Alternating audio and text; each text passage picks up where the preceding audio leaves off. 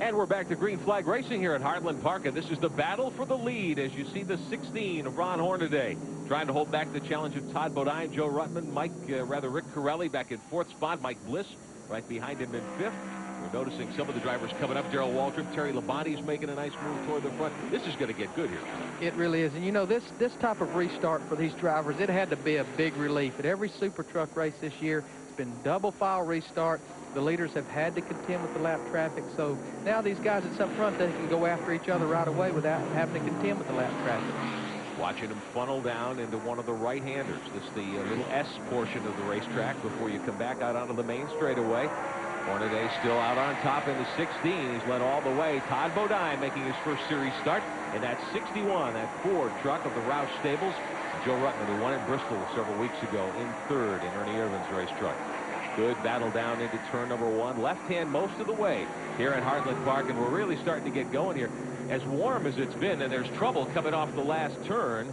If we can take a look onto the main straightaway, Scott Lagassee has spun again. There's Lagassee getting pointed in the right. He's going to dive right around and make the big 360 here. Good thing there's no traffic coming on. Just enough turning radius to get that thing pointed in the right direction. It's a good thing this front straightaway is as wide as it is. Todd Bodine off course. Bodine dropping down onto the inside and losing a couple of spots to Ruttman and Corelli, so that knocks Bodine back to 4th. He had been up to 2nd early. It's getting exciting now. It sure is. We see a little paint scraped on the white paint, on the white sheet metal there. Everybody's had a little bit of break, and I guess they got energetic again. Now, we had a break of several minutes. Will the tires go cold as hot a day as it is here? No, they won't go cold, but you know, some of the air pressure will change in them. And you know, most of the guys start with a little low air pressure, and you know, the air pressure is probably pretty much the same now. Todd's having a lot of trouble right now. Very loose coming off turn 11 here at Heartland Park and up through the gears onto the main straightaway. Darrell Waltrip has sneaked by on the inside, so that's a battle for position 2. DW coming up to take 4th. You know, like Larry said earlier, you know, DW is one of the guys that's going to save that truck, and he's going to be a contender towards the end of this race. Leader continues to be Hornaday. Right behind him is Joe Ruttman in the 84. Corelli in the 6 moving by in 3rd. There's Waltrip and Kenny Schrader's AC Delco truck. He is now 4th. Todd Bodine kicked back to 5th spot after that little off-course ride. And people got to realize, you know, Darrell Waltrip's running this truck for Kenny Schrader, and it's not because Kenny wrecked last week. You know, it's all because Kenny's over there in Michigan doing the IROC race. Yeah. So, you know, Kenny Schrader's all right. He's going to run the race tomorrow, and he's been here qualifying, and you know, he just has a black eye, it looks like. Took a hard lick and scared a lot of people, as hard upside down as he went last week in Talladega, but he was in good spirits by Sunday night. P.J. Jones off the race course. We were looking for great things from P.J. Jones today, former IMSA GTP champion, and he's plowed up some dirt there too. He's had a lot of trouble here all weekend. You know, P.J.'s been off course more than he's been on course. The 25 truck that you saw right in front of him, that's the truck being driven by Rick Hendrick. He told us earlier that he had not raced in several years. I was trying to remember. I knew he had run here, and it was in an ARCA car about 3 years ago that he did very well here at this race course. Now we see P.J. Jones, and there's Bill Sedgwick and Rick Hendrick on the inside, and Hendrick takes the measure of Jones down the main straightaway. I tell you, Rick, obviously he's having a good time. You know, I remember him running Riverside in a Winston Cup car several years ago, and actually out-qualified one of his own drivers. So yeah. He's having a good time, and that's great. Raced some IMSA Firehawk Series events years ago. Won a couple of them, as a matter of fact. A couple of class victories. A very good road racer, and a guy who obviously likes to relax by going to the racetrack from his many business pressures. P.J. Jones trying to get things sorted out, back on course, puts it up on 2 wheels. He talked to us earlier about what it's like to race here at Topeka.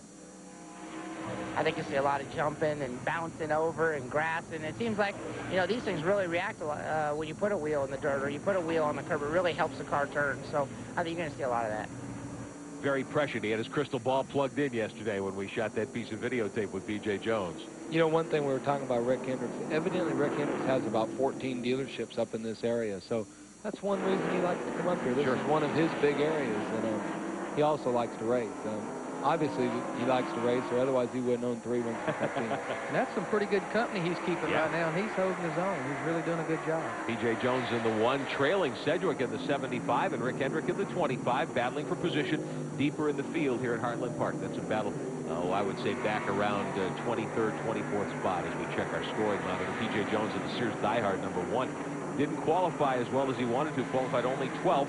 Former IMSA prototype champion, raced for Dan Gurney for many years, and looks like he's maybe in IndyCar racing next year. The Dan Gurney Toyota team is going to join the IndyCar circuit, and PJ expecting to have one of the rides in one of those team cars next year. But he's happy to be in the Supertruck series for NASCAR this year and trying to pick up his first victory of the season.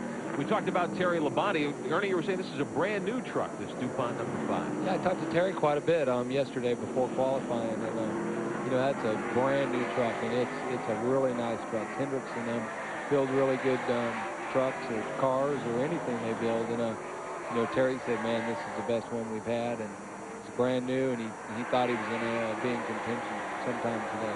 He's getting close. He is up to 6th position right now. Remember that he started back in 22nd outside row 11. Texas Terry Labonte from Corpus Christi in that number 5 race truck with the DuPont colors on it, but his familiar Winston Cup number 5. And he is a guy that doesn't say a lot of times, but he's just very quietly effective and a terrific race driver. His driving style fits road racing perfect. He's smooth. He's easy with the throttle. He understands everything, that you just don't drive a truck on a road course with a steering wheel, that you drive it with the throttle as well. And I tell you, when you move from 22nd to 6th in as few laps as we've been racing, your truck's working awfully good. 22 laps on the scoreboard, not quite to halfway. We'll be taking a brief break at the 30-lap mark today.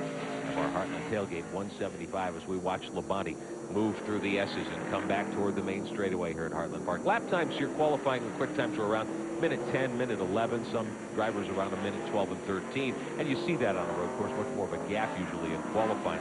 As we watch Labonte, he's trying to track down Todd Bodine. The first 6 trucks on the racetrack are battling for position. Here are your leaders coming down the main straightaway. Hornaday in the Papa John's, the red and white truck, and then right behind him, the 4, the Mack Tools truck of Ruttman, then the 3rd place truck of Corelli. We see Waltrip, Bodine, and then the 5 of Labonte. Now, Tommy Archer, a driver we talked about briefly at the top, former Trans Am standout. He's moving up in his Ford, 2nd start of the series. And Tommy Archer to the inside of Butch Miller as they move down into turn 1. Glenn, that team, that 03 team, the Archer Motorsports team, looking for great things here today. Well, they really are, Rick, and he's doing a great job. He started 28th. He's battling for 9th right now. He had trouble qualifying. It stuck in high gear, so he could not shift during his qualifying lap. He told me this morning he thought he had something for him, and I'm telling you, I'm impressed. This is like you said, only his 2nd time out. He's got his home state of Minnesota, the Office of Tourism, as a sponsor today. They're looking at coming on with him for the series. And also, the All-American Race Car Museums in Gaylord, Michigan. Got a bunch of folks back there watching on a 10-square-foot screen. So They're watching this truck race today. Tommy Archer won the very first truck race ever at Heartland Park in 1989, driving a Jeep. If you have good memory, if you follow all kinds of racing, you'll remember that the Archer brothers, Tommy and Bobby, have fielded cars in several different road race series over the years. And that's right, I'd forgotten about that. But the SCCA used to have a series for very small trucks. And that's how the Archer brothers really got going in road racing, was in that truck series. So he knows what it's like to throw a truck around the road. I tell you, you know, they said that at Sears Point, when the guys were getting ready to go out there, we had one of our trucks testing out there with Joe. And, you know, Tommy Archer was one of the fastest trucks out there. And, you know, Joe Ruttman's a fairly good road racer, and Tommy Archer's a real good one, too. 5th place belongs to Todd Bodine in truck 61. He was up as high as 2nd earlier. Got off course briefly in that brand new Roush Ford, and that is a car that's got some really good road race technology built into it, we're told, because as we've mentioned a couple of times, the Roush team, of course, fields road race cars in IMSA and mainly in the Trans Am series of SCCA. They combine some of that technology with Winston Cup type technology to make this truck. You know, Todd, it looked like he's still a little bit loose there up off the corner, but he's coming back to Darrell and them. Possibly when they went back racing, a lot of times after a caution, the tires will pick up a lot of rubber, and it'll almost make you feel like you've got a flat tire. That possibly may have what happened with Todd a while ago.